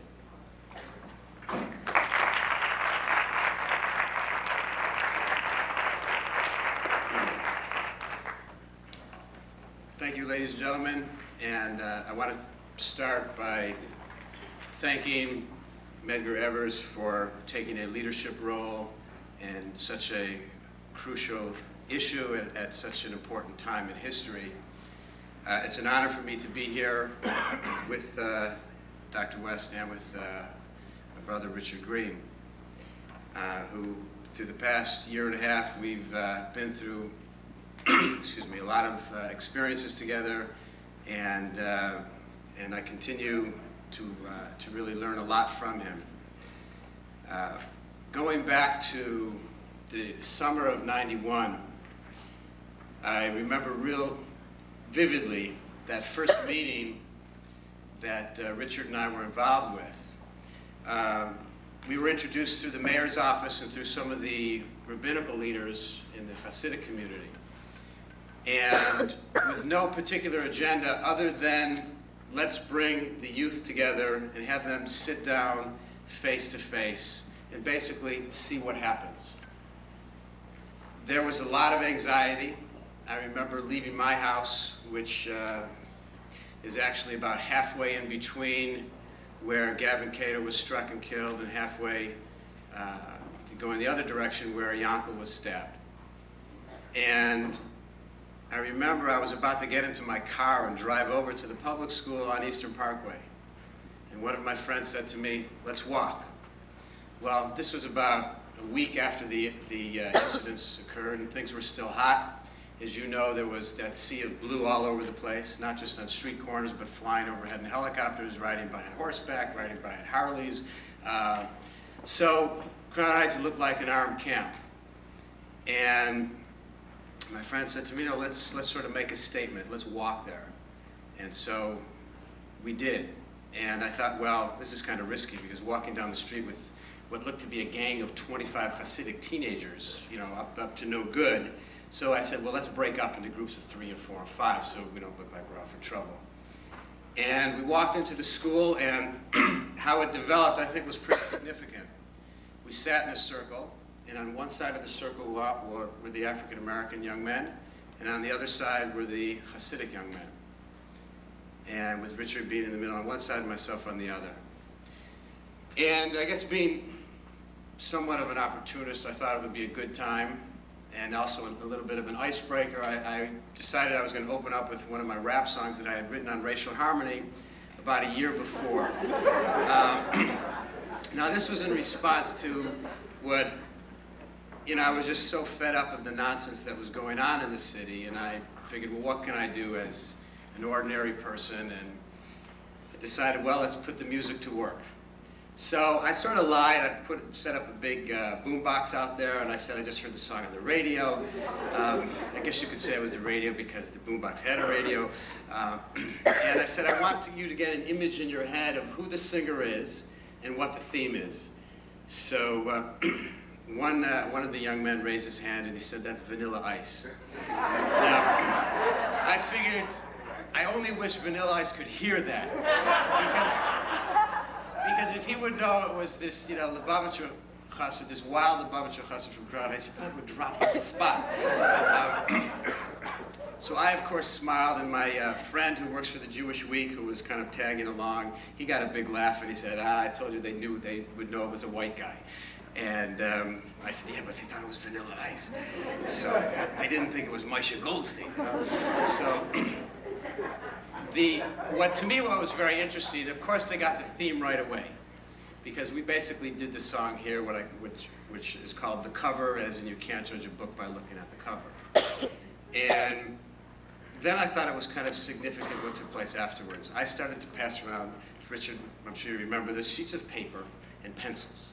And I was going to pair up black teenager with a Hasidic teenager, and this is like, you know, one of those old human relations activities. You meet each other, and after 5 minutes, you introduce the other person to the group. So one guy looked at me, he said, "What are you doing?" And I said, "Well, we're gonna like pair up now and everything." He said, "Well, we didn't come to square dance." I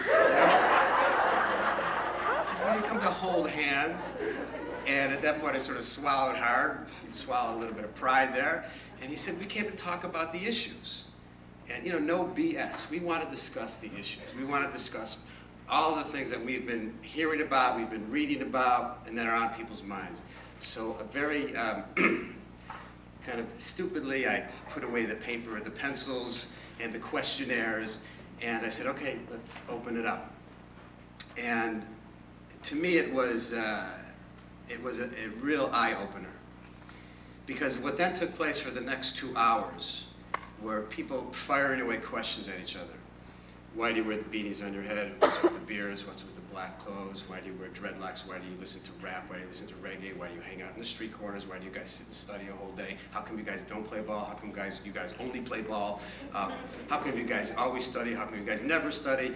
You know, all of the ridiculous stereotypes came out. And I was sitting there. I've only been in Crown Heights 10 years. I'm originally from Buffalo, the home of the best football team, but we won't go into that now. Just had to get that in. I should say the home of the only New York State football team, okay? So we need your loyalty. But anyhow, see, what Dr. West referred to that sense of optimism, and as that sort of being the unusual thing today. So I can tell you that I grew up with that in Buffalo because we always had such a lousy football team that every year they used to tell us, "It'll be next year, it'll be next year." And somehow we kept believing it. So maybe that's what some of that optimism is, that foolish optimism, whatever, is something that we're bringing to play. I was sitting there listening to the questions, and I'm thinking to myself, these are people who live with each other in the same community. Some 20, some 30, some 40 years. We had some adults who were over 40 there. And my God, we know nothing about each other. And to me, my mouth was just open. You know, I was thinking the whole time, I'm living in Crown Heights 10 years, and I'm thinking that they're probably wondering if I'm wearing my wool prayer shawl or my cotton one.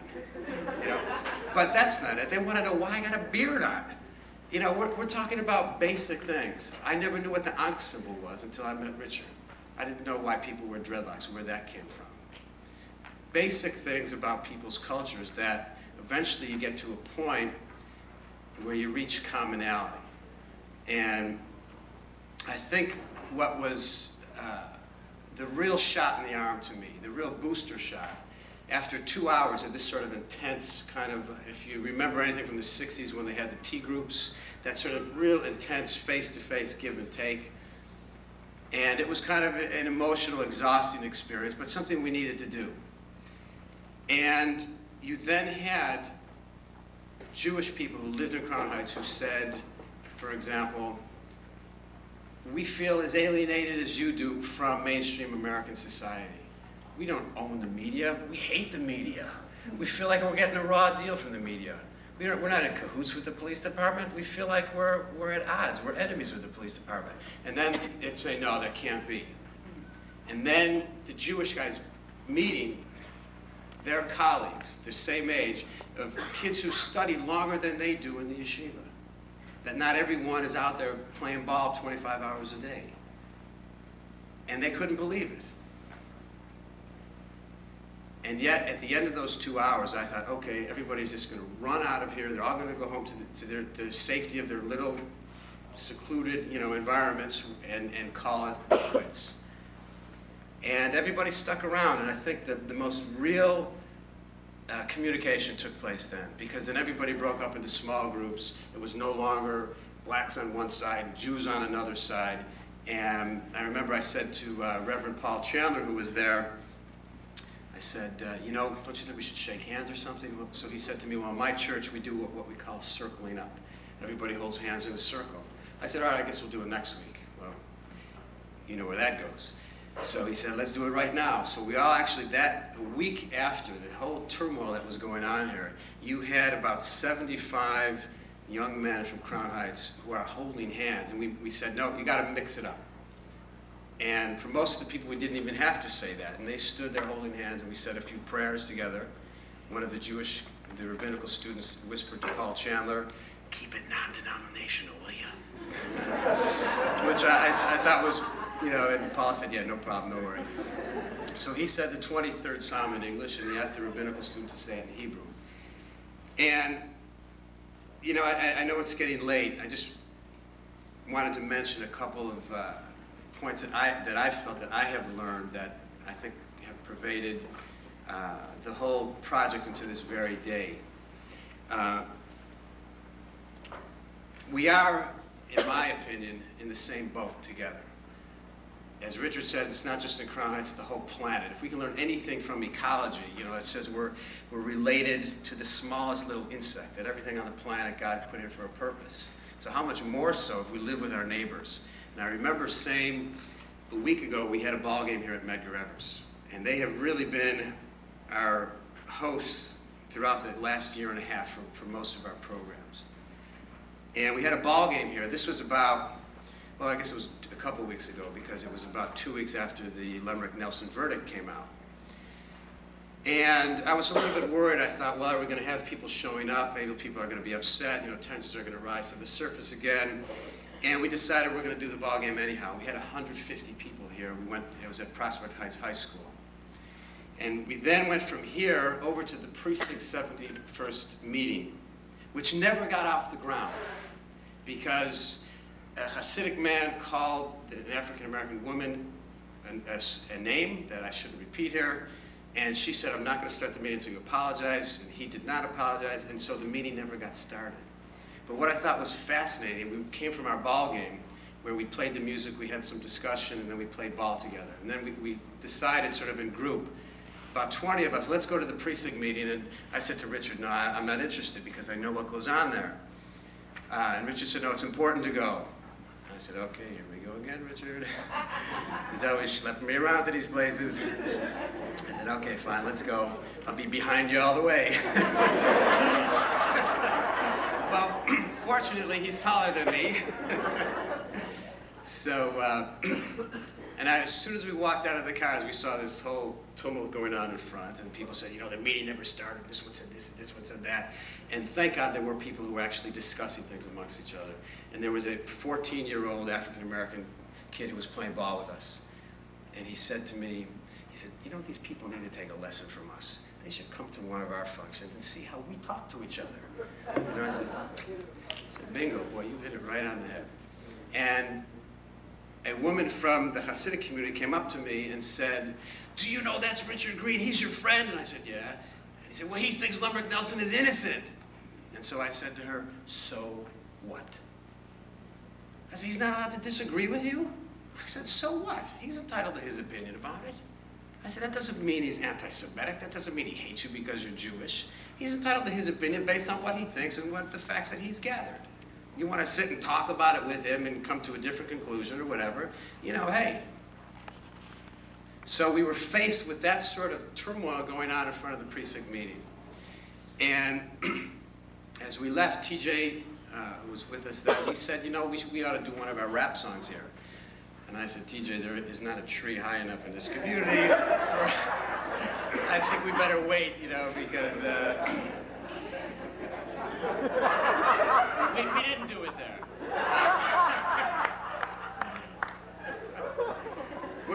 We're still waiting for that opportunity. And as Dr. West pointed out, part of the dialogue is just getting to the point where people are willing to sit down and listen, even if it's somebody who's going to completely disagree with you. But at least sit down and listen to the guy, listen to the lady, listen to each other. You might learn something.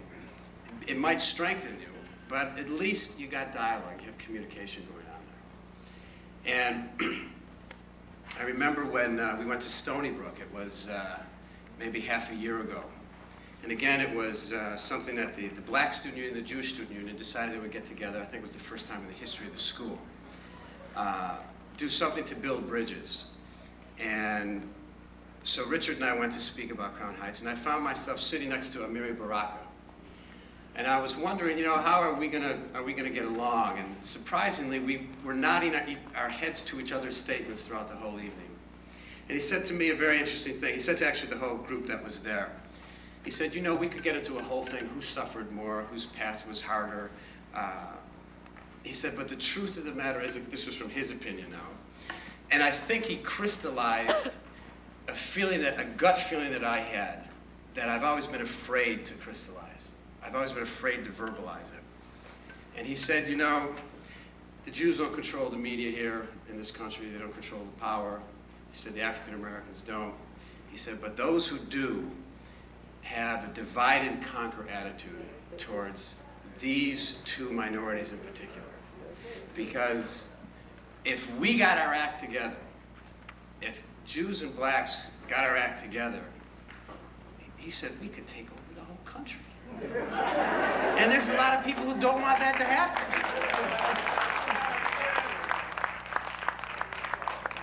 So I remember I wrote that down. And afterwards I gave Professor Baraka a t-shirt, one of our Cure t-shirts. And I said, man, a lot of people back in Crown Heights are going to say that this was strange bedfellows tonight, but, you know, I think, I really thought that what he had to say had a lot of truth to it. And I'll just close with this last short little statement, which has actually occurred when Mayor Dinkins came to meet with the Rebbe, the Lubavitcher Rebbe, the third or fourth day back, you know, when the whole thing occurred in Crown Heights. And I saw it on videotape, and to me, I thought it was historic. The mayor said to the Rebbe, you know, it was a good gesture on his part, and he said to the Rebbe, I would like to ask the Rebbe for his blessings to bring peace to both communities. And without batting an eyelash, the Rebbe looked at the mayor and he said to the mayor, he said, Mr. Mayor, we're not two communities, we're one community under one administration, under one God. And to me, when I heard that, you know, the media likes to do us all in. It likes to sink the African American ship right along with the Jewish ship. And here you had, you know, this great Hasidic leader, if you will, saying we're one community. And afterwards, 3-4 days later, when I spoke to my friends about it, some of my Hasidic buddies, the Rebbe didn't mean that.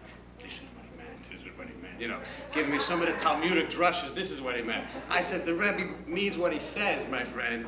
And he said we are one community. And there are Hasidim who needed to hear that, and there were African Americans who needed to hear that. And really, the media at large needed to hear it. But here again, that was something that was never even quoted in that meeting with the mayor. So I'll just end with this final thing. See communication across the nation. Let's all sit down and have a conversation. You understanding. I'll listen to you, you listen to me. We can work things out in harmony. Our respect. Respect each other's feelings. Respect who you are. Respect each other's cultures, and we'll all go far. E, education, a point of elevation. It keeps on going even after graduation.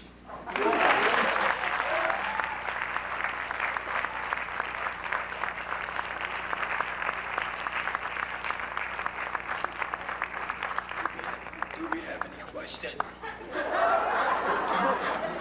If you have any questions, go to the mic. Any questions? Hold on, if you don't have any questions, Lawrence, we come up. Broadcast, come up. Will everyone stand up? Hold hands.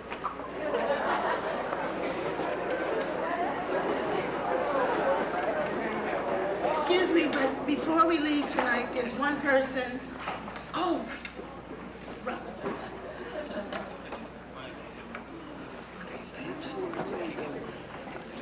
Yes, David Lazarson and Richard Green and also Dr. West, would you please come back up on stage? And while they're doing that, there's one person tonight that we didn't recognize and we didn't properly introduce. And I think he deserves a tremendous round of applause for doing a very difficult job under very difficult circumstances, meaning that his voice was out. And that's Don Quinn Kelly.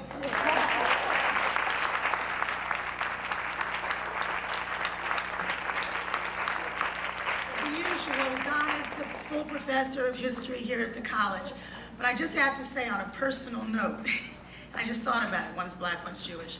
20 years ago when I came here January 1st, 1973, so as of the first of the year, I will have been here 20 years.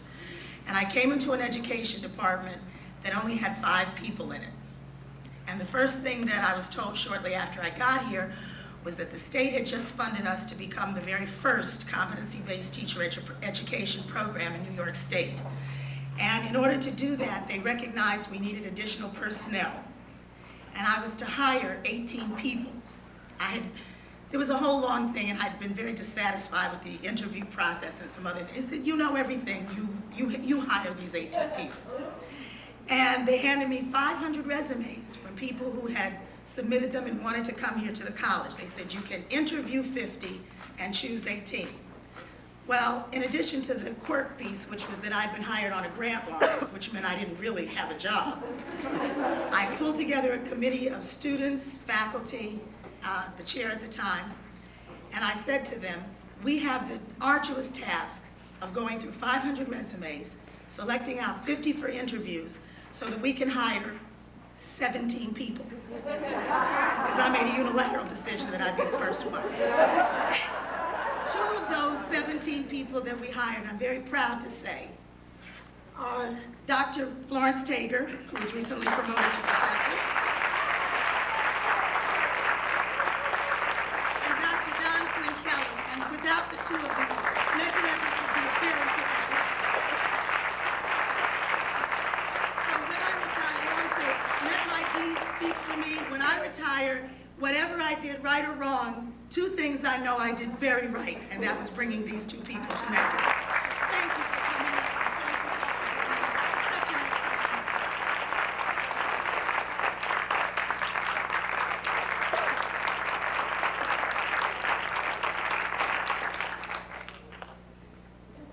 and thank all of you for coming. Everybody just hold hands, okay? Because the road to peace is at the beginning, certainly not at the end, but let's try. Yes.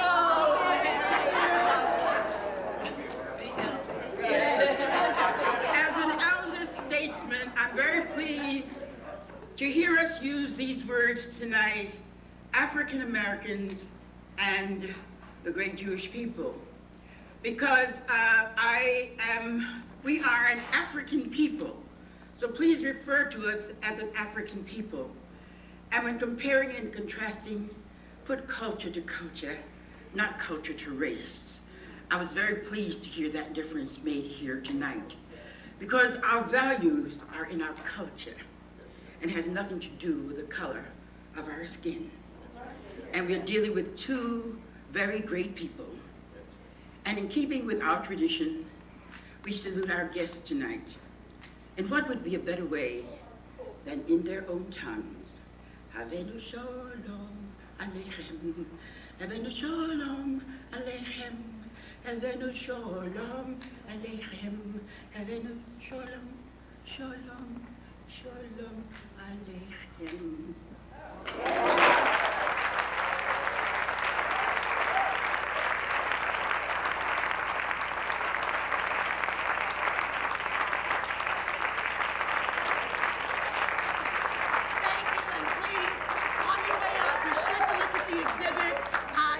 Educators with us tonight, parents, we invite you to look at some of the curriculum materials.